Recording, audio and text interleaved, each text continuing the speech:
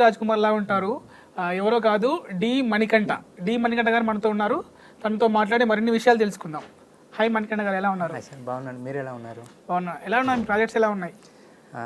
అన్నీ మంచిగా జరుగుతుంది. ఇంకా కొద్దిగా టైం పడుతుంది, తొందరగా అన్నీ మంచిగా జరుగుతుంది అని అనుకుంటాను సార్. సో ముందుగా అసలు మీరు మీ లైఫ్లోకి డ్యాన్స్ ఎలా వచ్చింది, మీ ఫ్యామిలీ బ్యాక్గ్రౌండ్ గురించి చెప్పుకుందాం.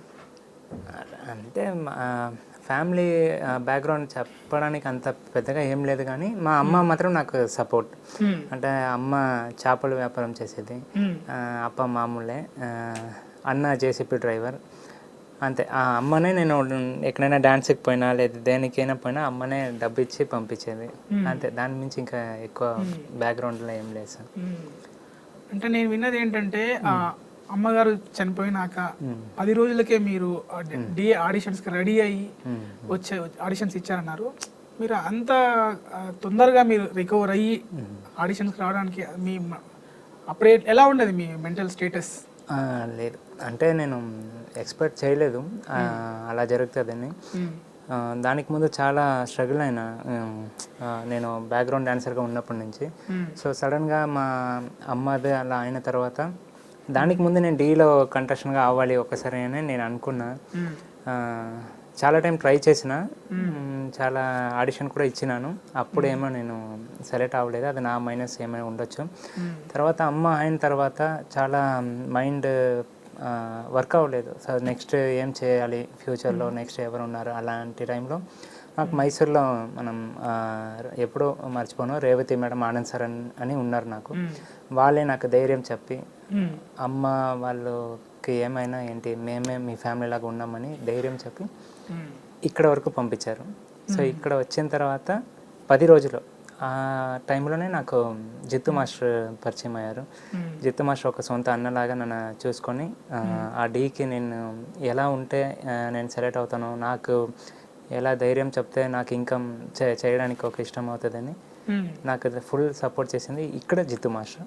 సో మైసూర్లో రేవతి మేడం, ఆనంద్ సార్, వీళ్ళు ముగ్గురు లేదంటే ఇప్పుడు నేను మీ ముందు లేదు. సో మీరు సూసైడ్ వరకు కూడా వెళ్ళాలని తెలిసింది, అది ఎలా జరిగింది? అదే, ఇప్పుడు ఏం తెలియని ఒక ఫ్యామిలీలో మా అన్న అన్నీ చూసుకుంటారు, నేను ఈ డ్యాన్స్ పేరు చెప్పుకొని ఏం పని చేయకుండా అలా ఉన్నాను. సడన్గా అన్న లేదు, అప్ప లేదు, అమ్మ లేదు అన్నప్పుడు మైండ్, నేను వర్క్ చేసిన కొన్ని మాస్టర్ దగ్గర నుంచి కూడా నాకు పని ఇవ్వలేదు నెక్స్ట్.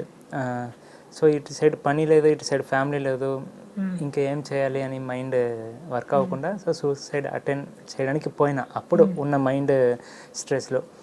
సో అది తప్పు అని నాకు చెప్పి, నాకు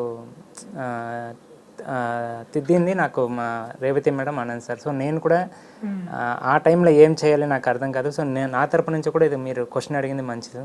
సో ఎవరికైనా ఏమైనా కష్టం ఉంటే అది ఇలా సూసైడ్ చేస్తేనే సరిపోతుందని మాత్రం అనుకోకుండా, ఇప్పుడు ఆ రోజు నేను సూసైడ్ చేస్తుంటే ఈ రోజు మీ అందరి ముందు నేను ఉండను. సో అలాగే మీరు కూడా ఎన్ని ప్రాబ్లం వచ్చినా ఫేస్ చేయాలి, ఆ ధైర్యం మీ అందరికీ రావాలని నేను అనుకుంటున్నాను. నాలాగా మీరు ఎవరు ఇలాంటి డిసిజన్ తీసుకోకూడదని నేను అనుకుంటాను. అంటే అన్నయ్య చనిపోయారు, వదిన చనిపోయారు, అంటే ఎలా అన్నయ్యకి ఏమైంది? అన్నయ్య యాక్సిడెంట్, అంటే డ్రైవ్ చేస్తున్నప్పుడు వెనకాల నుంచి ఒక లారీ వచ్చి అలా జరిగింది స్పాట్లో. అంటే కొన్ని రోజులకే మళ్ళీ వదిన కూడా చనిపోయారు? లేదు, ఫస్ట్ చనిపోయింది మా వదిన. వదిన వచ్చి ప్రెగ్నెంట్ టైంలో చనిపోయారు. అంటే పాప మార్నింగ్ చనిపోయారు, ఈవినింగ్ వదిన చనిపోయారు. సో అది అయిన తర్వాత ఒక 3 months తర్వాత మా అన్న చనిపోయారు. సో ఇదన్నీ మళ్ళీ నేను అంటే ఎందుకు ఎక్కడ చెప్పలేదంటే చాలా గుర్తుకు వస్తారు నాకు. సో ఇదన్నీ చెప్పడానికి నాకు ఇష్టం లేదు, కానీ ఇదన్నీ తెలియాలి అని నేను ఇప్పుడు చెప్తున్నాను. అంతే, ఇప్పుడు మీరు అంటే ఆ మెంటల్ స్టేటస్ నుంచి కూడా బయటపడి ఇప్పుడు ఈ స్థాయికి వచ్చారు. ఇప్పుడు డి మణికంఠ అంటే డి మీ ఇంటి పేరుగా మారిపోయింది ఇప్పుడు. అవునవును. సో యాక్చువల్గా ఇప్పుడు మీరు చూడడానికి పునీత్ రాజ్ కుమార్ లాగా ఉంటారు, ఎవరైనా అన్నారా ఇలా? అవునవునవును, నేను కర్ణాటకలో బ్యాక్గ్రౌండ్ డాన్సర్గా ఉన్నప్పుడు చాలామంది చెప్తారు సార్, చూడడానికి పునీత్ రాజ్ కుమార్ సార్ లాగా ఉన్నారు అని. నాకు కొద్దిగా ఫుల్ జోష్ వస్తుంది. అంటే పాపం ఆ సార్ లాగా ఉన్నానో లేదో తెలియదు, కానీ ఆ సార్ పేరు చెప్పినప్పుడల్లా నాకు తెలియని ఒక జోష్, ఆ జోష్లో డ్యాన్స్ చేస్తాను. నాకు అలానే అన్నారు. కలిసారా మీరు సార్ అప్పుడు? కలవాలి అని చాలా ఇష్టం సార్. కానీ ఒకసారి నేను కర్ణాటకలో బ్యాక్గ్రౌండ్ డాన్సర్గా ఉన్నాను. అప్పుడు ఒక టీవీ షోకి అప్పు సార్ వచ్చారు, గెస్ట్గా వచ్చారు. సో చాలా దూరం నుంచే చూసిన, అదే నా లైఫ్ మూమెంట్, అప్పు సార్ లైవ్లో చూసింది. సో ఇప్పుడు అప్పు సార్ లేదు, కానీ అందరూ హార్ట్లో ఉన్నారు. అందరు మిమ్మల్ని జూనియర్ లారెన్స్ గారు అంటారు. సో ఇలా ఏమనిపిస్తుంది మీకు అలా అంటుంటే? అసలు ఆ పేరు ఎవరు పెట్టారు? ఆ పేరు డీలో ప్రియమణి మేడం పెట్టారు సార్. అంటే ఒక నలుపు నేరంటే సాంగ్ మీకు తెలుసు, జిత్తు మాస్టర్ కొరియోగ్రాఫ్లో సాంగ్ పెద్ద హిట్ అయింది. వీళ్ళైతే మీరు పాడండి ఒకసారి. నేను తెలుగు మాట్లాడేదే పెద్ద విషయం సార్. మాస్టర్ గా మీరు ఆల్రెడీ లిరిక్స్ వస్తేనే కదా స్టేజ్ పైన చేస్తారు పర్ఫార్మెన్స్. అదే మీకు తెలీదు, నేను లిరిక్ పాడకుండా ఉన్నా కూడా పాట బ్యాక్గ్రౌండ్ వస్తుంది, నేను అలా కవర్ చేసేస్తాను, లిప్పింగ్ చేస్తాను అంతే. కొన్ని లైన్స్ ఒక్క పల్లవి, నలుపు నేరేడండి, ఇది తప్ప నాకు ఆ సాంగ్లు ఇంకేం తెలియదు. తెలుసా నలుపు నేరేడంటే? నేను లిరిక్ మర్చిపోయినా వెనక్కి తిరిగి చూస్తాను, అది ఎవరికి తెలియదు, ఒక్కొక్కసారి అలా చూస్తాను. సో అలా సాంగ్. లారెన్స్ గారు మిమ్మల్ని ఉద్దేశించి ఒకసారి అన్నారు, మీ కొరియోగ్రఫీలో నేను డాన్స్ చేయాలి అన్నారు. సో ఏమనిపించింది అప్పుడు? లైఫ్ టైం సెటిల్మెంట్ అంటారు కదా సార్ కొందరు లైఫ్లో. చిన్నప్పటి నుంచి ఆ మాస్టర్ని చూసి అంత ప్రాక్టీస్ చేసి వచ్చి ఆ మాస్టరే ఆ మాట చెప్పినప్పుడు దానికి మించి ఇంకేం కావాలి అని అనుకుంటాను సార్. లైఫ్లో నిజంగా దేవుడి దయ నుంచి అది జరిగితే నా లైఫ్కి అదే పెద్ద అచీవ్మెంట్ అంటే అదే సార్. తప్పకుండా జరుగుతుంది. ఎందుకంటే మీరు మంచివాళ్ళని ఎందుకు అంటున్నానంటే, లారెన్స్ మాస్టర్ గారి నుంచి మీరు అది కూడా నేర్చుకోలేదు, అంటే సోషల్ యాక్టివిటీస్ కూడా చేస్తారని, ఎవరు తెలియకుండా చేస్తారని నేను విన్నాను. సో వాటి గురించి చెప్పండి. సరే, లేదు ఈ విషయం గురించి నేను చెప్పాలి. చాలామంది చేస్తుంటారు తెలియకుండా, సో అది వాళ్ళ మంచిది. ఈ విషయం ఎందుకు చెప్పాలంటే, ఒక లారెన్స్ మాస్టర్గా ఫ్యాన్గా డ్యాన్స్ మాత్రం కాకుండా మాస్టర్ చేస్తున్న రేంజ్కి కాకుండా మన చేతుల నుంచి ఏదైనా ఒకటి చేయాలని నేను ఆ మాస్టర్ చూసి నేర్చుకున్నాను. అది ఒక్కటే సార్, నా చేతుల నుంచి ఎంత అవుతుందో అంత హెల్ప్ చేస్తాను. మాస్టర్ తరగతి నుంచి డ్యాన్స్ కాకుండా అలా ఒక మంచిది నేర్చుకున్నాను అనేది నాకు ఒక హ్యాపీగా ఫీల్ అవుతాను. సో మీరు డీ చేసి డీ మణికంఠగా జబర్దస్త్ చేస్తున్నారు, ఏమిటో శ్రీదేవి డ్రామా కంపెనీ చేస్తున్నారు. ఏంటి ఇందులోకి ఎలా వచ్చిన అవకాశం ఎలా వచ్చింది? ఇదే ఫస్ట్ నేను చెప్పాలంటే నా జిత్తు మాస్టర్కే థ్యాంక్స్ చెప్తాను సార్. ఎందుకంటే ఒక డాన్సర్గా నువ్వు వస్తే నువ్వు డాన్స్ చేసి వెళ్ళిపోతావు, కానీ ఆడియన్స్కి నచ్చాలంటే నువ్వు ఆడియన్స్కి నచ్చినట్టు నువ్వు మాట్లాడాలి, అలా యాక్టివిటీస్ చేయాలి అని ఐడియా ఇచ్చింది నాకు జిత్తు మాస్టర్. సో అక్కడ నుంచి నేను జిత్తు మాస్టర్ దగ్గర మాట్లాడుతున్నప్పుడల్లా ఇద్దరు మాట్లాడుతున్నప్పుడల్లా కామెడీగా డైలాగ్స్ వస్తుంది. సో అలా జిత్తు మాస్టర్ దగ్గర నేర్చుకున్నా. దాన్ని చూసి నేను డీలో చేశాను కదా, సో దాన్ని చూసి అక్కడ నుంచి డైరెక్టర్స్ జబర్దస్త్ నుంచి ఇప్పుడు ఒక 1 year 2 year ఏమైంది అనుకుంటాను సార్, శ్రీదేవిలో కొరియోగ్రాఫర్గా నేను ఇంట్రడ్యూస్ చేశారు, తర్వాత డీలో కొరియోగ్రాఫర్గా ఇంట్రడ్యూస్ చేశారు. అన్నీ మాస్టర్ ఇచ్చిన ఒక చిన్న టెక్నికల్గా నేర్చుకున్నాను. సో దాని నుంచి ఇంత దూరం వచ్చింది. జబర్దస్త్ అనేది కంప్లీట్ కామెడీ షో. అవును. ఇదేమో మీరు చేసేది డాన్స్. సో మరి ఇబ్బంది అనిపించలే? స్క్రిప్ట్ అదంతా రాసుకోవడం కానీ, కామెడీ టైమింగ్ కానీ, డాన్స్ అంటే మీరు ఇంకా చెప్పక్కర్లేదు, టైమింగ్తో చేస్తారు. సో దానికి దీనికి డిఫరెన్స్ ఇబ్బందిగా ఫీల్ అవ్వాలి సార్. అంటే డాన్స్ చేయాలి, ఇటు సైడ్ చూస్తే నవ్వించాలి, అది కూడా చాలా కష్టమే. అదన్నీ నేర్చుకున్నా జిత్తు మాస్టర్ దగ్గర. మాస్టర్ కొరియోగ్రఫీ చేసినప్పుడు ఎంత స్ట్రిక్ట్గా ఉంటారో అలానే మాట్లాడుతున్నప్పుడు అంత ఫన్గా ఉంటారు మాస్టర్. సో అలా చూసుకొని నా దగ్గర కూడా కొన్ని డైలాగ్స్ మాట్లాడుతున్నప్పుడు స్పాట్లో వస్తుంది. సో అదన్నీ అలా పెట్టుకుని డైరెక్టర్ సార్ కానీ ఇలా యూజ్ చేయొచ్చు అని ఒక ఐడియా వచ్చింది. సో దాన్ని బట్టి నేను అలాంటిలో సెలెక్ట్ అయినా. స్క్రిప్ట్ వేరే వాళ్ళు రాసిచ్చేదా? స్క్రిప్ట్ మనం జబర్దస్త్లో ఉన్న రైటర్స్ చేస్తారు.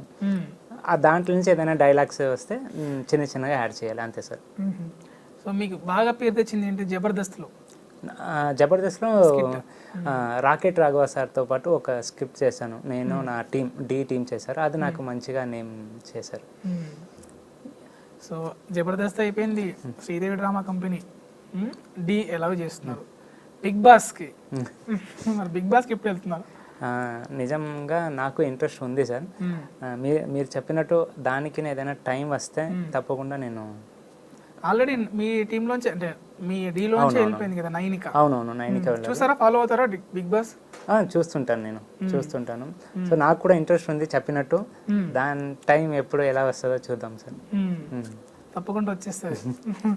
ఇంకొకటి ఏంటంటే జనరల్గా మాస్టర్స్ కొరియోగ్రాఫర్స్ అనగానే వాళ్ళ attire, dressing style and colour, hair colour వేస్తూ ఉంటారు, డిఫరెంట్గా కనిపిస్తారు చూడగానే. బట్ మీరు ఎప్పుడు ఫార్మల్లో ఉంటారంటే ఏంది, దానికి కారణం ఏంటి?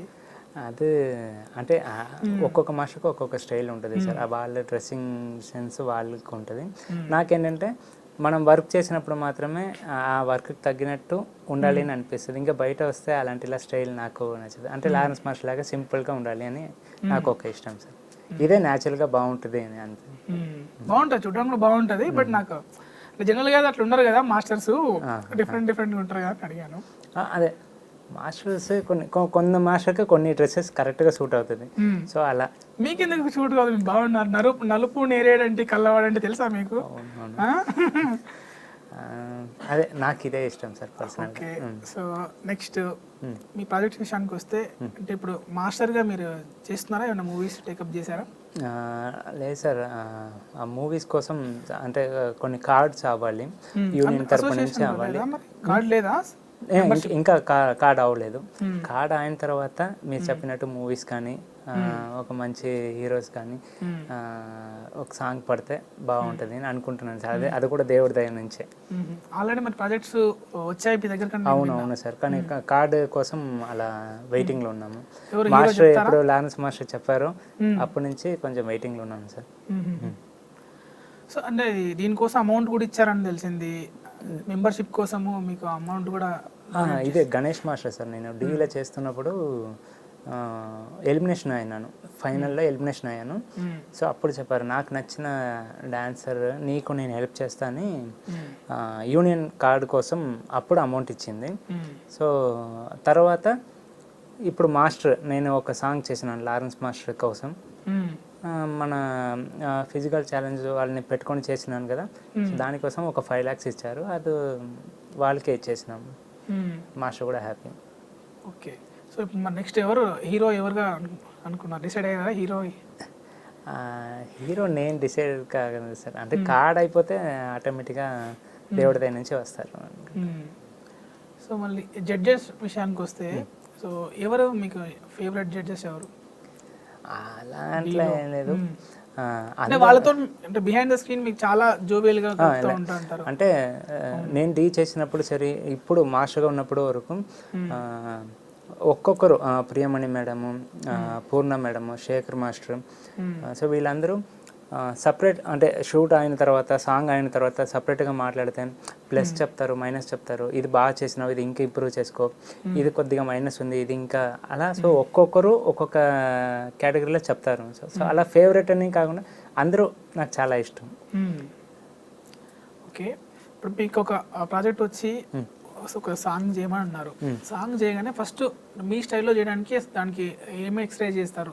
అంటే పాటలో ఎలా ఉండాలి మీకు? అంటే మెలోడీస్ ఉంటే బాగా చేయగలరా, లేదంటే రిథమ్ బాగా ఉండాలా? ఇలా మీరు ఎలా చూస్ చేసుకుంటారు సాంగ్? నాకు డాన్స్ నెంబర్ 1 సాంగ్ నాకు చాలా ఇంట్రెస్ట్. అంటే నాకు పర్టికులర్గా డాన్స్ తెలియని ఒక హీరో ఉంటారు కదా సార్, అంటే నాకు ఒక ఇష్టం. ఆ హీరోతో పాటు డాన్స్ చేపిస్తే ఎలా ఉంటుంది, అంటే ఎక్స్పెక్ట్ చేయకూడదు ఈ హీరోకి ఇలా డాన్స్ చేపించారా అని. అలాంటి నాకు ఒక ఇష్టం సార్. అలా నాకు ఏదైనా కార్డ్ అయితే అలా ఏ హీరోకి చేయించాలనుకుంటున్నారు? ఏ హీరోతో? అలా నేను చెప్పను. అయ్యో, అంటే ఎట్లా తెలుస్తుంది? అందరూకు చేయాలనే సార్, ఒక కొరియోగ్రాఫర్గా అందరు హీరోకు అన్ని విధంగా చేయాలనే ఇష్టం. సో అది దేవుడి దగ్గర నుంచి. జనరల్ గా ఎన్టీఆర్ గారితో, అల్లు అర్జున్ గారితో వాళ్ళు బాగా చేస్తారు కదా, వాళ్ళతో చేయాలనుకుంటారు. అవునవును. బట్ మీరేమో డిఫరెంట్ స్టైల్లో అసలు డాన్స్ రానే హీరోకి డాన్స్ స్టెప్స్ నేర్పించాలనుకుంటున్నారు. అదే ఇప్పుడు మీరు చెప్పినట్టు, అంటే ఈ హీరో కూడా ఇలా డాన్స్ చేస్తారా, ఇలా చేపియొచ్చా అని మాట్లాడాలి, అది నాకు ఇష్టం సార్. సో అందుకోసం నాకు అలాంటి సాంగ్ ఇష్టం చెప్తాను.